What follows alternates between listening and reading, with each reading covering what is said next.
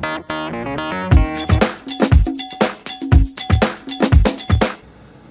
and welcome to another Flying Bear video.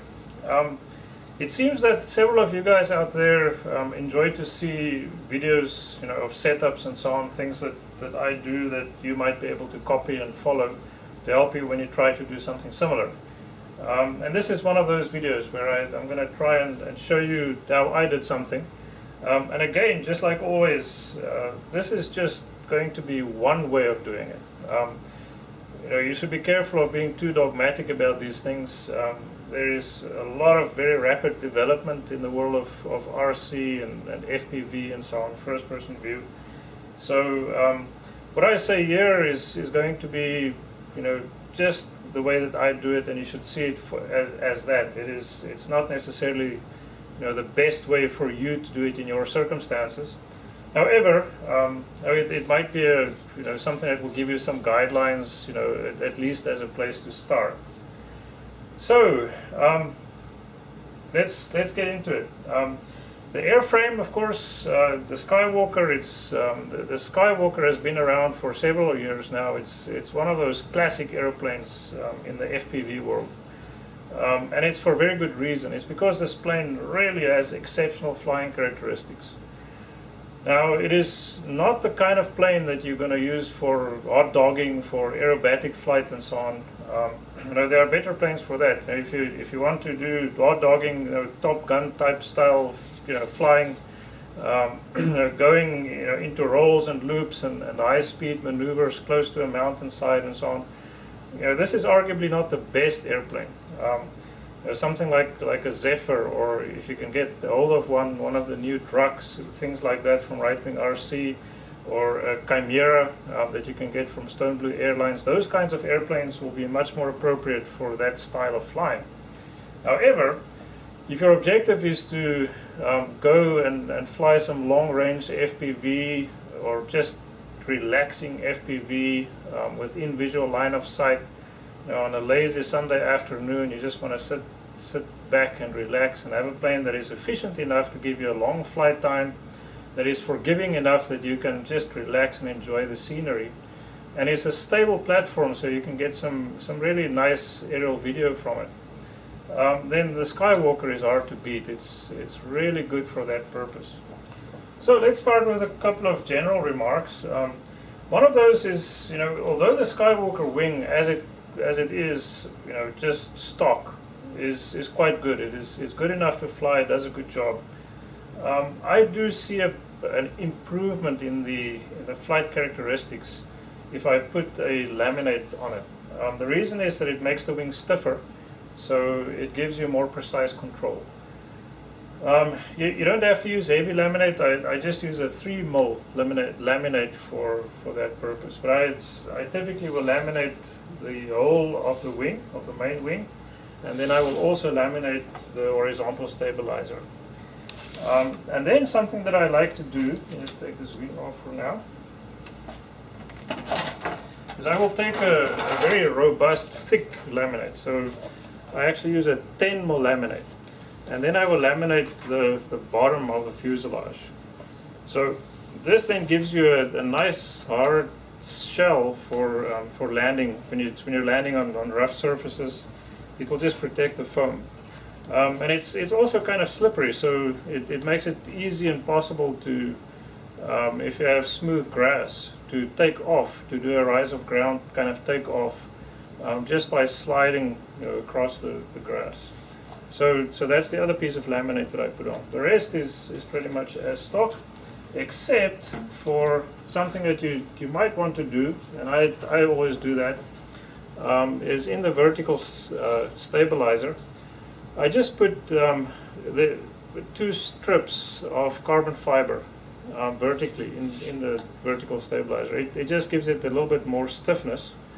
Now again, that's one of those things that probably doesn't really make a difference if you don't fly very fast, but at high speed you can get a little bit of instability in the tail section, so it helps for that. There are 2 built-in grooves in the vertical stabilizer, but in the kits that I have bought, I have not had the carbon fiber rods included in the kit. that would go in there. So typically what I would do is I will take a carbon arrow, you know, like a bow and arrow, practice arrow. You can, I typically pick them up from a sports store, and then I just widen the channel in that vertical stabilizer a little bit, and then I can get those arrow shafts in there. So that's as far as, you know, just the general things I do for strengthening the plane is concerned. The rest of the build is pretty much stock. I typically buy the kits from FPV Model in China, and then I also get the motors that they typically sell with the kits. So this is the T motor, the AT2827 with 830 kV.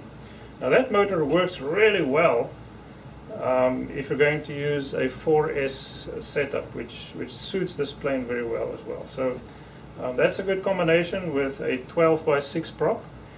The prop that you will typically get in the kit, if you buy the kit with the motor and everything, is going to be an 11.7. Now that prop will work okay, but I do prefer the gain in efficiency that you get with a 12.6 compared to an 11.7. And especially if you can get hold of Zoar props, XOAR. The Zoar 12x6 prop really makes a big difference in the performance of this plane. And then maybe just a couple of things about the coloration that I use. I like to have my planes visible in the sky, so I use this orange glow kind of paint, sort of neon orange, that I just put on the edges. And then something that's important when you do that, these neon paints seem to have a kind of a powder as a base for the pigment. So it will rub off and it will not stick very well. And the other thing is, if you put laminate directly onto that paint, it doesn't stick very well either. So one of the things that I do before I put the laminate on is to use a clear coat. So I use that orange glow paint and then the clear coat on top of that, and then I laminate on top of that. And on the bottom, these planes, because of the white coloration, if you have a bright sky and you look up, they tend to disappear quite easily, especially if it is kind of light colored clouds. These planes can be hard to see. So on the bottom I make sure I have a lot of color and also a lot of contrast. So that's why I put the black stripes on the wingtips. Okay, so let's look at the equipment I use for flight control. As you can see in there, I use a Vector from Eagle Tree. That's my autopilot / OSD on-screen display. I'm really impressed with the Vector. It's one of those electronic systems that you kind of just put in. As long as you do the correct connections, which is pretty straightforward too. There are, of course, a lot of things that you have to plug in here and there, but as long as you follow the instructions and you plug everything in correctly, this Vector is really hard to beat, as far as an on-screen display is concerned, and it does a good job as far as the autopilot functions are concerned as well. But it has the color on-screen display, which makes things very nice and intuitive to interpret on the screen. And then for control in this plane, for RC control, I use the Easy UHF. And as you can see, I actually use there is an included sort of platform that they give you in the kit with these planes. And I use that platform to mount my receiver. So the receiver for the RC control is quite a distance from the transmitter, the video transmitter, which is in there. So that's of course important. If you put your receiver and your transmitter too close together, then the chance of interference will be much greater. Okay, and then if we move on to the video transmitter, what I've used here is a 2.4 gigahertz system. So I use a 2.4 gigahertz video transmitter. This one is from Team Black Sheep. It's the first one I'm using from Team Black Sheep, 2.4 transmitter, but it's been really good. I have no complaints. In some of my other planes I use 2.4 gigahertz transmitters from Immersion. They work well as well, but you know, you can't go wrong with either one of those brands, I think. Okay, then something that I really enjoy on this plane is the mount for the camera, the recording camera and the FPV camera. I got this idea from a guy that's active on YouTube as well. His name is Glassdogangle. I will put a link to his YouTube channel in here. But he has some really great ideas, and he's one of those people on YouTube who have inspired me to do certain things. So I really recommend, you know, his channel. If you're not familiar with it, then you know, go to the link below the video and take a look at his channel. There's some really good stuff on there. Anyway, he came up with this idea for a 360-degree servo, and then you build a platform on top of that where you can attach your recording camera. So the beauty of this is that you have, you know, the full 360-degree movement all the way to the back, you know, and to the front again, and to both sides, of course. But you also have the two cameras always looking in the same direction. Now, one of the little tricks here to make your video look a little bit better is to make the angle slightly offset between the two cameras. So you want your FPV camera to look straight forward, so you always have a good horizon. But then you typically want your recording camera to look slightly down, a few degrees down from that. So you get more of the ground, which is the most interesting thing for recording in your view. And of course, because it's a GoPro with a wide angle, you still get ample sky as well into the shot. Now the camera is mounted on a mounting plate system that you can actually buy with these kits from FPV Model. So it's basically just a wood platform, and it has this area where you can then attach your servo. Okay, now if we open it up, there you can see the battery compartment. Now something I really like about the Skywalker 2 is the fact that you have a lot of space in the inside here. So I typically will fly this plane with either a 5000 or an 8000 milliamp hour 4S. Lately it's been mostly, you know, the 8000 milliamp hour 4S that I've been using, just because, you know, it gives you not too much weight, so you still have really excellent flying characteristics, but you have a decent flight time. So on 8000 milliamp hours, you can expect to get about an hour's flight time on this aircraft.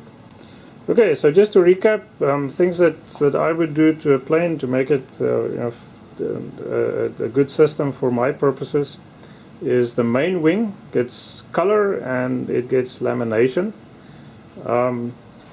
The same applies to the horizontal stabilizer, and then I have carbon fiber reinforcement on the inside of the vertical stabilizer. And then for control, you know, that's kind of up to you what will work best, but I've had very good luck with the Easy UHF system. The standard motor that is suggested when you buy this from FPV Model, the T motor, works really well. I've been using these motors for years now, and I can honestly say that I've never had a single problem. So happy with that. And then the flight controller is the Vector. Of course, there are other brands of flight controllers and OSDs that will work well in this application too. This is just something that I like to use, and it's proven to be quite effective and reliable. And then 2.4 for video transmission. And this is the omnidirectional right-hand polarized version of a 2.4 antenna. 2.4 actually works pretty okay if you use a linear polarization as well. So you can actually use a rubber ducky. I like to use this because I like to use a paper box for my receiver antenna, and I'll go over that in a moment here. Okay, so now let's move on to the ground station part of it. So as I mentioned, I like to use a pepper box antenna. This is one of the wonders that has come out of IB Crazy shop, Video Aerial Systems. So the pepper box is, it looks like two crosshairs, one on top of each other. But the beauty of it is that it gives you a very good signal over an arc of about 130 degrees, 140 degrees.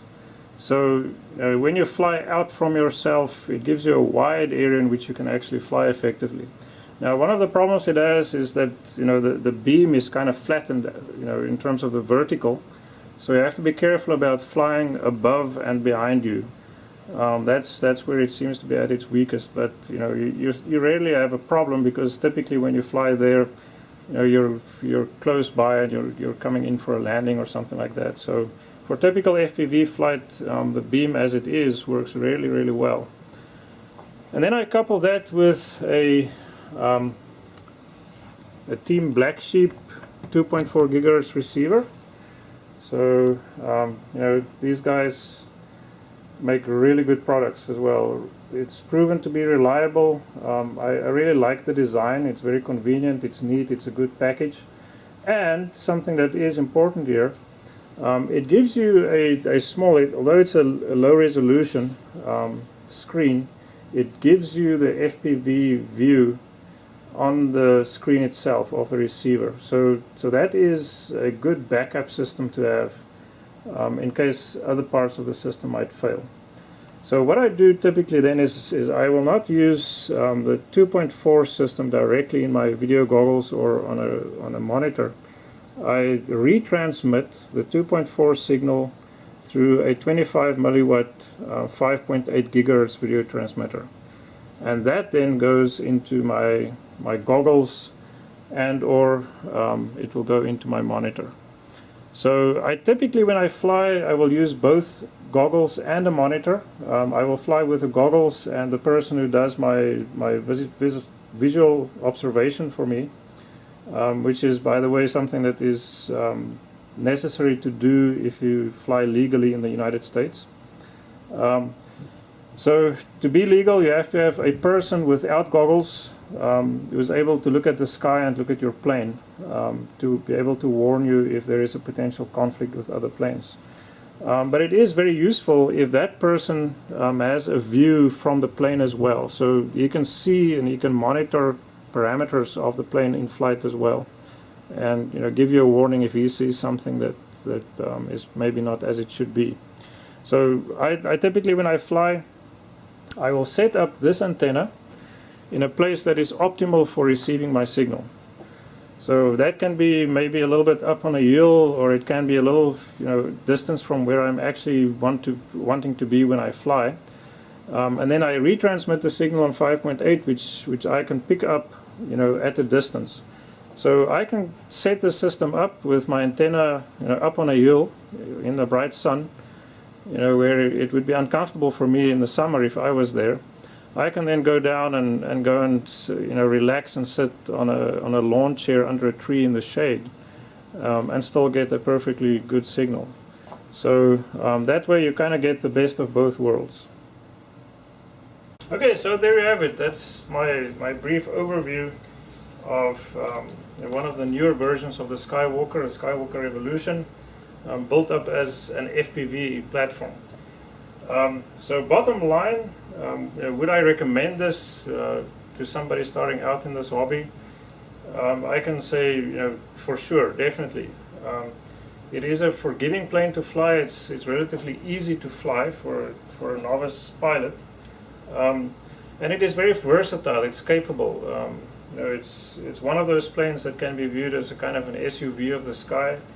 When you're ready to do something like mapping or whatever, you can add additional sensors, you can add quite a bit of weight to the plane and it still flies well. Or it's just something that you can enjoy, and I think most people will use it in that way. It's a relaxing plane. If it's a Sunday afternoon and the weather is fine and you just want to go and kill a couple of hours by having something, doing something that is, really mind-blowing, you can go and fly FPV in a beautiful area. It's one of those things that becomes quickly addictive. So one warning, if you're going to do this, be aware that this is not going to be the last airplane that you fly. So just be warned of that. It is so much fun that you'll probably continue to do it and you'll expand in the hobby. So with that, I think the next thing I should do is show you some flight footage taken from this plane with this setup. If there are any questions about it, any specific things that I might have missed, or what you're wondering about, if you're going to do this yourself, please feel free to leave comments, questions in the comment sections below. So with that, thanks for watching and enjoy the flight video. Bye-bye.